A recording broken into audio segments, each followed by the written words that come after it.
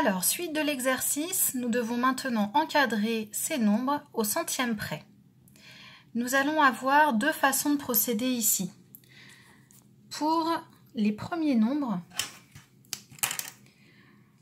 6,20, 47,63, 0,02, 15,16, 30,08 et 19,42, nous constatons que le chiffre des centièmes est le dernier chiffre de chacun de ces nombres. Donc, pour tous ces nombres-là, on va procéder de la même façon. Regardez, 6,2. On pourrait rajouter un 0 derrière pour obtenir 6,20. C'est la raison pour laquelle j'ai mis un 0 ici. Si je retire un centième, j'obtiens 6,19, puisque 20 centièmes moins 1 centième me donne 19 centièmes. J'obtiens donc 6,19 est inférieur à 6,20 ou 6,2 parce que finalement ce 0 est inutile, qui est inférieur à 6,21. Ici, j'ai rajouté un centième par rapport au nombre précédent. Je vais appliquer la même méthode pour tous ces nombres. 47,63. Le 3 est le chiffre des centièmes. C'est le dernier chiffre de ce nombre.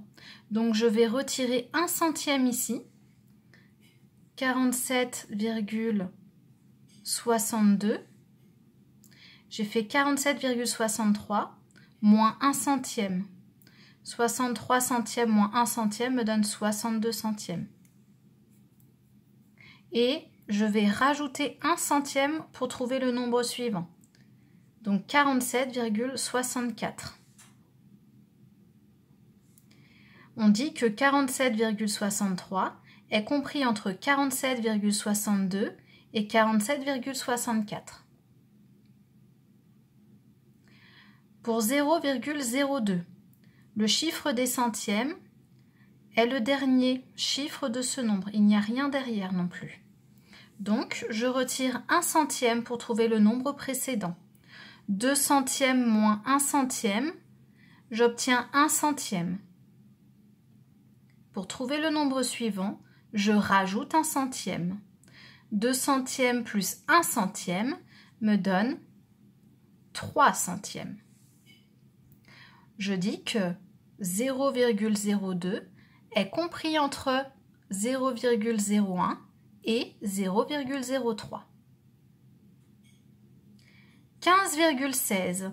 6 est le chiffre des centièmes. Il n'y a rien d'autre derrière. Alors, je retire 1 centième ici. 16 centièmes moins 1 centième me donne 15.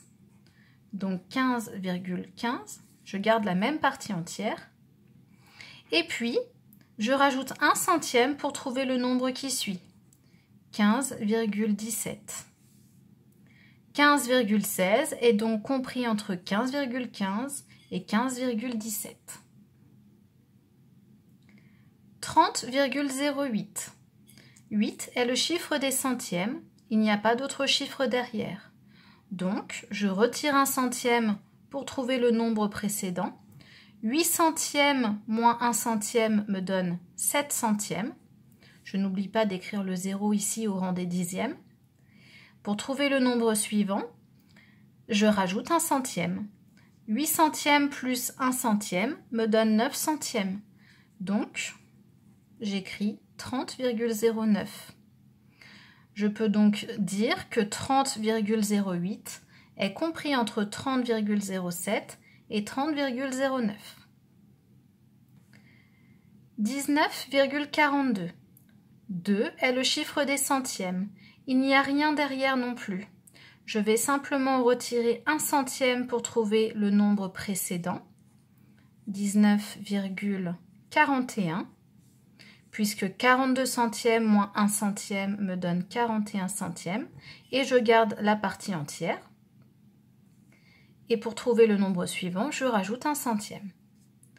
Donc, j'obtiens 19,43. Et je peux lire 19,42 est compris entre 19,41 et 19,43. Ici, donc, j'ai appliqué la même méthode pour tous ces nombres-là. Pour les deux derniers nombres, je remarque que j'ai un rang. J'ai le rang supplémentaire, celui des millièmes.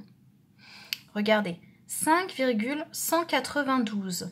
Ici, 9 est placé au rang des centièmes. Mais j'ai aussi un autre rang derrière. Il y a 2 millièmes. Alors, je vais recopier la partie entière plus les 19 centièmes qui sont ici pour trouver le nombre précédent. 5,19.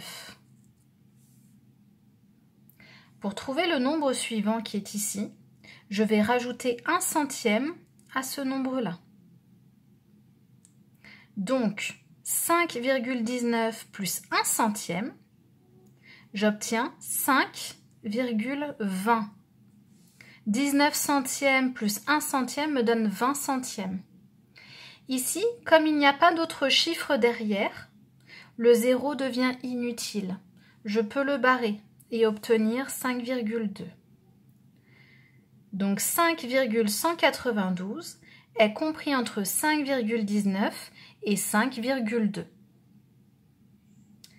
Et puis pour le dernier nombre, je vais appliquer la même méthode. 4 est placé au rang des centièmes, mais j'ai 5 millièmes derrière. Donc pour trouver le nombre précédent et encadrer ce nombre au centième près, je vais recopier la partie entière plus la partie décimale jusqu'au centième. J'obtiens donc 80,04. Et pour trouver le nombre suivant, eh bien, je vais rajouter un centième à ce nombre. D'accord? Donc 4 centièmes plus 1 centième me donne 5 centièmes. Et je n'oublie pas de recopier la partie entière.